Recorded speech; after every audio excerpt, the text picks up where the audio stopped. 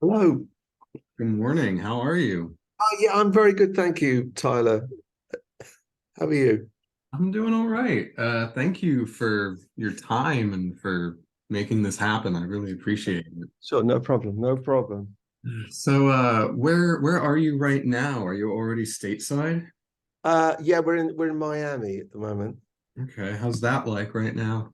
Yes, beautiful. It's quite humid, but Yeah. and hot, but great. Hmm. Are you looking forward to the first show? That's just in a couple of days. Yes, that's right. Yeah, really looking forward to that. Yeah, we're doing a couple of days rehearsal here at the hotel, Hmm. and And yeah, and is this with the same band that you toured with last year?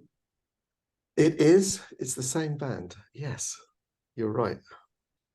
Awesome. The very first time I saw you was it was in San Francisco. I think it was 2019. It was Men Without Hats opening, and Mm.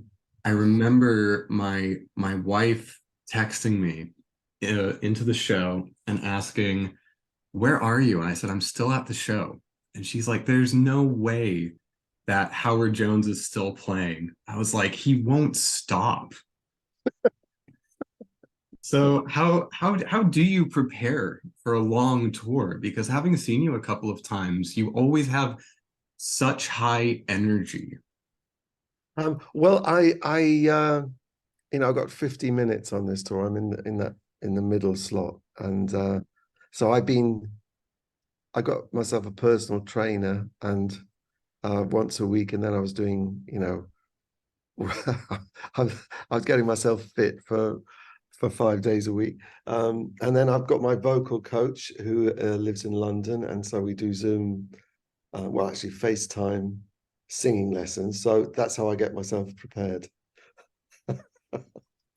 And with only 50 minutes, how do you prepare your set list for a 50-minute slot versus a full headlining slot? Yeah, well, obviously it's going to be a bit pretty much a greatest hits set. Mhm. I always want to get one new thing in there, and we're going to do the new version of Celebrate It Together, the lifelike mix of that. Um, so yeah, so it's very important to me to get something new in. I mean, we're always sort of updating the songs, as you know, anyway.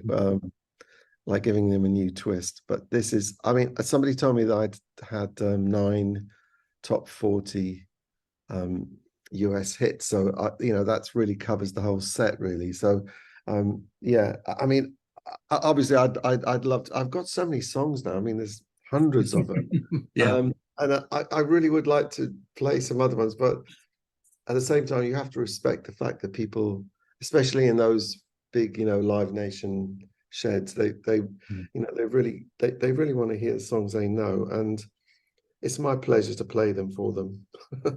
So there's never any sort of like, oh, I wish that, you know, I wish that they didn't want to hear this song so much. I would much rather play this more, either newer or lesser known song. Do you ever feel that way?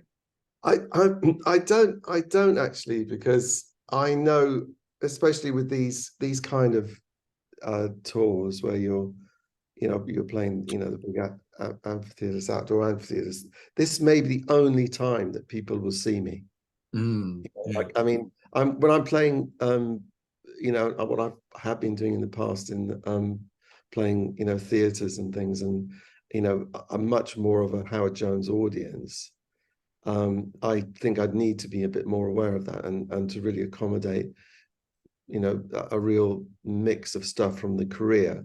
But with these shows, I think, people, maybe the only time they ever see me, they're going to be so disappointed if I don't play their favorite single. So, Right. Yeah. but it's a difficult one. It really is. I really, really should. If I wanted to do everything, I'd need 3 hours really, Yeah. but to cover each aspect of the career. Yeah. And so you have this big tour coming up. It's you, it's Culture Club, and Berlin. Hmm. How did this tour come together? Well, I've been sort of working. my way towards this for a while.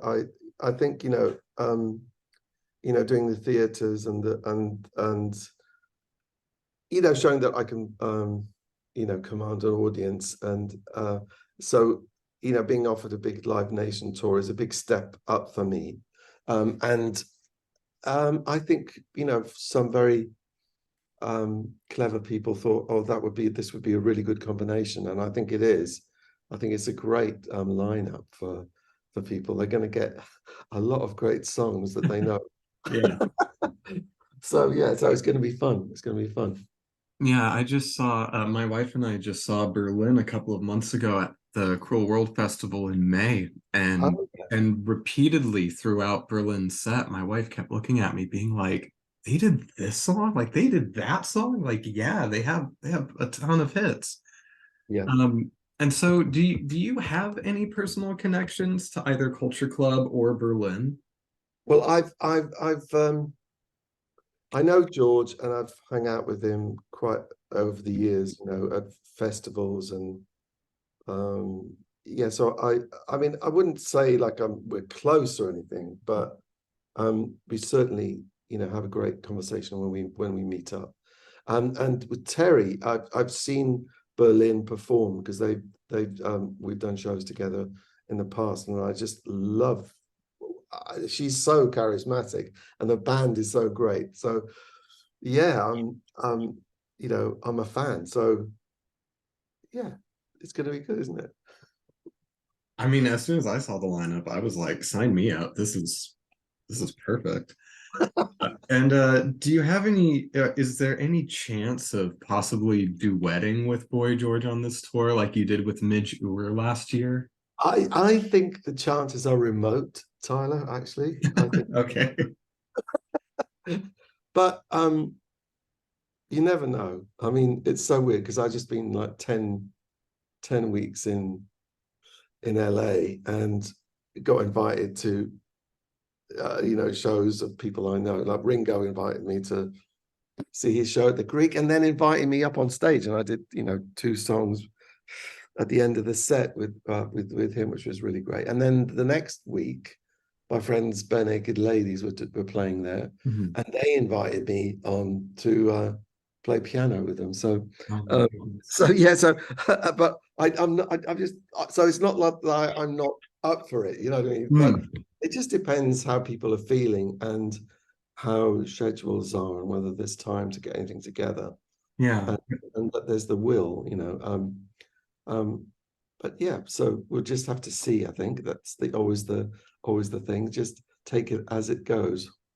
Yeah. I mean, you just mentioned a couple, Ringo Starr and Barenaked Ladies, but I mean, you shared the stage with so many artists throughout the years. Like I said, Midge Ure last year Yeah. was the performance at the Grammys with Stevie Wonder, Herbie Hancock, and Thomas Dolby.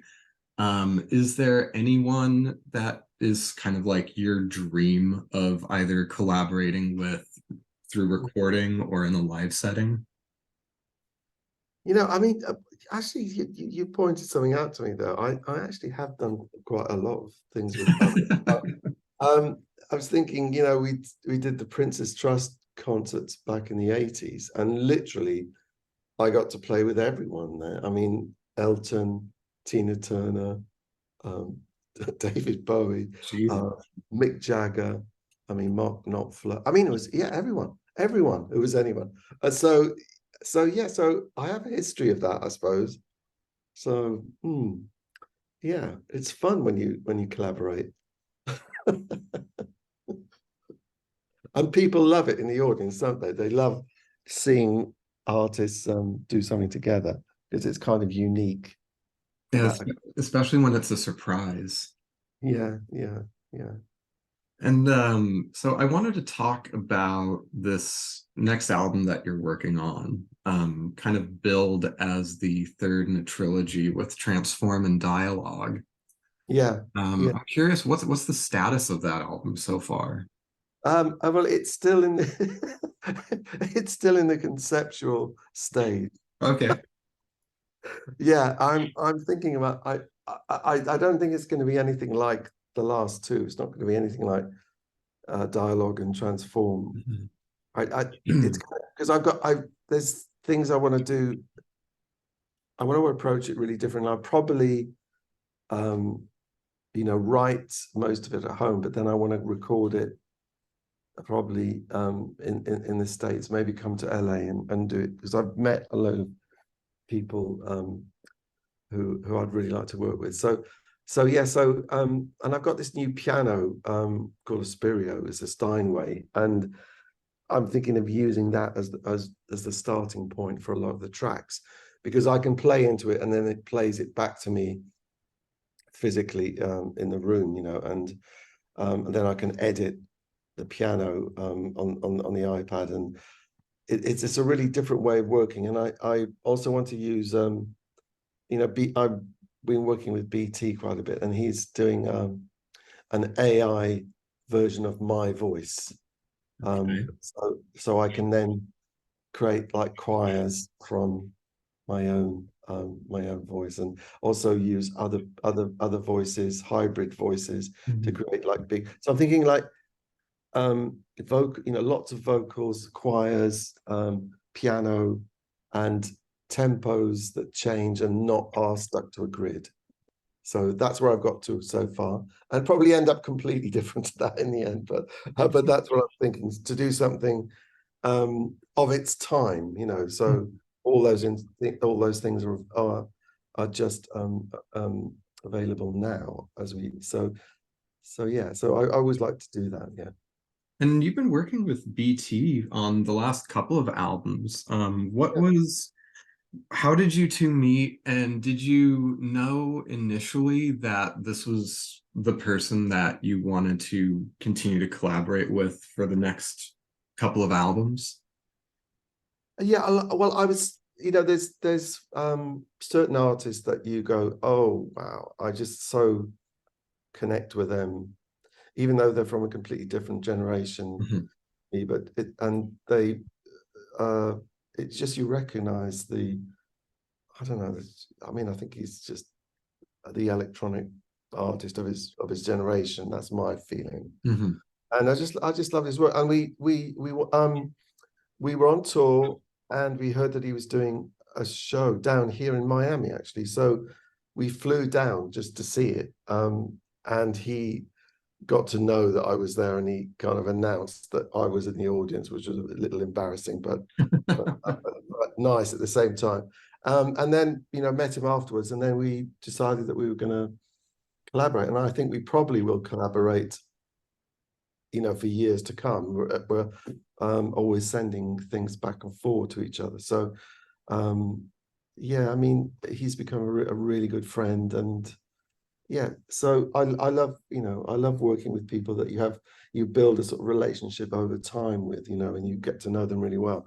And he's got a new record out, The Language of Trees, I think, which is absolutely amazing. Maybe his best work so far. So he's just, I don't know how he does what he does. He's one of those polymath people, He is really incredible guy. Yeah. So with collaborating with him, I know that I had seen you mention before that dialogue was obviously written during the pandemic, during lockdown. And so is your method of writing back to what it was pre-lockdown, or are you like, was the method of writing dialogue something that has kind of still filtered into how you're currently approaching writing? Yeah, well, I mean, I think, yeah, I mean, lockdown did affect things quite a lot, about in the sense that, you're at home, you've got plenty of time to work in the studio and really spend the time that you maybe wouldn't normally, do on every single sound and every part of the record. But I think it's maybe because I've done 2 very electronic records in a row, I want to do something quite different for this next one. So I'll sit down at the piano and I will write songs in a traditional way, but then figure out how I'm gonna make it fit in with my language after that, because I don't want it to be like a sort of just piano vocal album like, say, the Ordinary Heroes album was. Mhm. This will use technology as well, but saying to you about the choirs and the lots of vocal stuff. Yeah. Oh yeah. I just remembered just talking about collaborations. My friend Rachel Sage has just put out a new record, and she asked me to contribute to something on her album, and I did all these sort of choirs and backing vocals for a song called "I Made a Case," and that was really good fun. Yeah, I suppose I'm becoming a bit more, you know, collaborative with people I like and working with them. Yeah, it's good. Awesome. That's good to hear. I mean, it's always because I think it's great when artists of a certain like time period, of course, collaborate together, but I think it's really fun to see when artists collaborate with the younger generation. Yeah, yes, that's right. It is. It's very nice, and um, yeah, I mean, Rachel has opened up for me so many times on when we've done our acoustic shows, and I've got to know her really well, and yeah, so it was really a kind of real pleasure to contribute to her record. Yeah. And do you mind being looked at as kind of like in forgive the term, an elder statesman of new wave of synth pop, as kind of like one of the godfathers of that. Like, do you mind being lumped into that category and being looked at as a, for again, for lack of a better term, as an 80s musician? Because even though as a fan, I'm aware of your current output, but Yeah. the average Joe Mm. probably isn't. Yeah.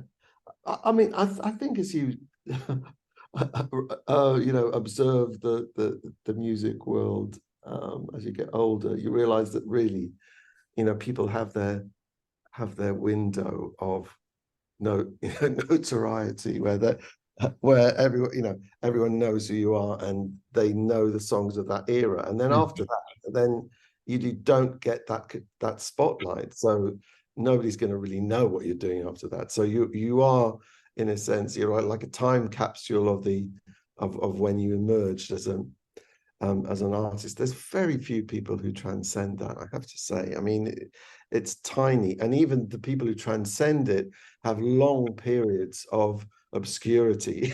you Yeah, know? yeah, So it's just a fact of life. So really, I think because I love touring so much, it's really important to be able to revitalize those songs that everyone knows, and at the same time you're carrying on with your evolution of your art, with your songs and singing and playing in the background for the real amazing super fans who just will find everything that you've ever done, and want to really forensically follow you. And I think it's I'm very, very interested in keeping both of those audiences happy. yeah. Yeah, like one of my favorite musicians is Gary Newman. And over Yes. the last couple of decades, he's updated his sound to a more industrial Nine Inch Nails kind of inspired sound. And so it's weird seeing him live doing that style of music. And then all of a sudden he launches into Cars, which is totally not that kind of song. But I remember seeing you last year and you closed the set with Things Can Only Get Better. And then the whole second half of it was the Cedric Gervais remixed version. Yeah. And that completely threw me for a loop because it's not in a bad way. It was very it was a very nice surprise to see this song that I thought I knew Yeah. being presented in a completely different way. Yeah. Yeah. I mean, I do like the surprise factor of that. Yeah, I was like, is this I the mean, same song? What's happening right now? I mean, it's not like I'm you know, trying to be someone that I'm not in the Mhm. sense that I actually really keep up and love, you know, really great um EDM and whatever's coming next. You know, Mm. there's always really good stuff and there's really good exponents of it out there. You just have to learn the language and find them. Yeah. But what's interesting with that, you know, just say imagining people, you know, going to a wedding, you know, and you know, there's all ages there, and they're all on the dance floor at the end, at the end of the night, and they'd be playing, you know, comfortable songs, disco songs, Michael Jackson, Mhm. lots of things that people know and everyone knows. And then at the end, they turn on the banging tunes, and and all ages just go crazy because the music's got that energy. You know, you've had a few drinks, you're very happy at that, and you know, and I that's what happens when we play that song at the end of the set. Yeah, Everybody, it's like a every, shot of adrenaline. yeah, it's like everyone suddenly rediscovers their crazy youth, you know. Yeah. And you know, you mentioned before that you've had something like nine or 10 top 40 hits out here. And looking at your catalog, with a couple of exceptions, and I'm sure that you get this a lot, but a lot of your songs have such a positive spin on whatever you might think the initial Yeah, trajectory of that song might be. Like to yeah, get to know you well, you read that song title, yeah, you think it's going to be some, down on yeah, the floor, sexy, raunchy song, and it's totally not. yeah, yeah, Or Transform being about embracing aging, yeah, or beating Mr. Neg.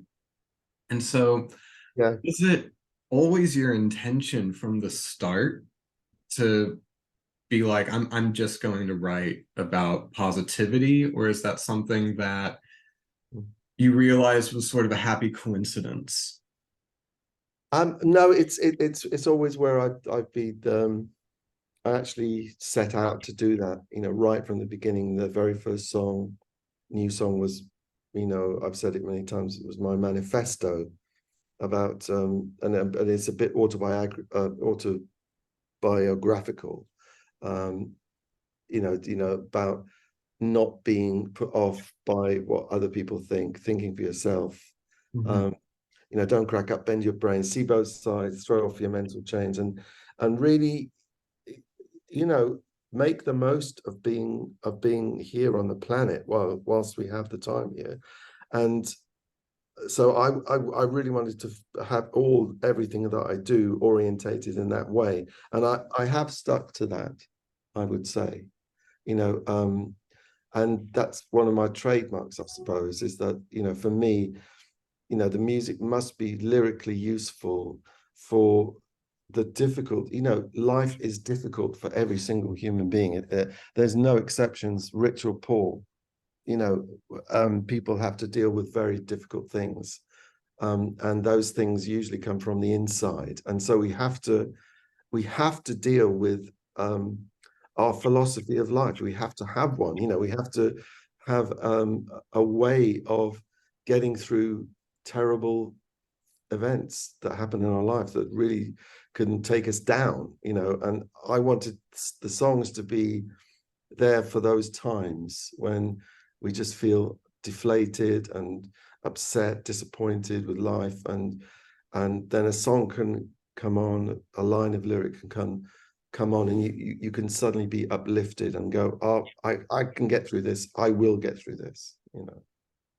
Yeah, I felt that way listening to the Dialogue album. I'm sure that for so many people, lockdown was, again, for lack of a better term, it was a traumatic experience for everybody. And it really felt like that album came from a place of empathy and understanding and trying your best to kind of make a sense of community with those lyrics. And I love that album. Mm. Oh, that's great. Yeah. Yes. Well, I think that, yeah, as you say, a lot of people went through, well, you know, the isolation really made me think how much I missed contact with other people, and how, like, it is the best thing about being alive is that you could talk to other people and commune with other people. And it's like, it is the best thing at the end of the day. And when you take that away, it's like, oh wow, that's tough. So, you know, learn, you know, cherishing that, you know, our ability to talk to each other and communicate and talk about how we're doing and support each other, help each other through difficulties, all that stuff. You know, it's like it's about being a human being, isn't it? You know, so Yeah. important. Yeah. It's like that phrase of you don't appreciate what you have until it's gone.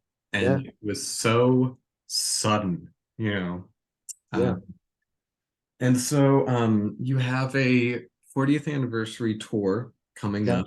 Uh, Dates in the UK have already been announced. Yeah. When might this tour be making its way stateside? What, the one that we're doing in the UK? Yeah. Well, I think I've got probably a few more tours of um being in that, you know, middle slot position on these big Live Nation tours, I think. And then after that, I think I'll be able to sort of strike out on my own and do the full thing. So, you know, there's a sort of long-term plan Gotcha. going ahead. But it's the sort of, you know, it's all about building confidence and raising profile. But yeah, you know, I've got so many ideas about presenting the shows. And yeah, I mean, we will, you know, we'll get the chance to do it, but not quite yet. Yeah. The last show of this tour, the one that's coming up with Culture Club in Berlin, is out here in the San Francisco area. And I'm wondering, do you have any, like, is there a specific memory or a specific incident in your mind that you have linked to the San Francisco area? Well, there's a definite memory linked to Concord Pavilion. Yeah, which is where it's at. Yeah, which I haven't played since the 80s. I don't think so anyway. Probably there's always somebody who says, "Oh yes, you did in 1993." You no, but no. In my recollection, I haven't played it since then, and I remember the gig so well because it was the height of Hojo mania, or Mojo Mania, I like that. and so I can't remember what song I was doing, but suddenly a large proportion of the audience decided to stage invade, you know, at the same time. Spontaneously came from every direction. It wasn't like one very brave person jumping on and trying to grab me, but it was literally, I don't know, 50 or 60 people just leapt on the stage and started running towards me. And and it was the days when I had a security guard, you know, guy, really great friend, and he ran towards me. It literally picked me up.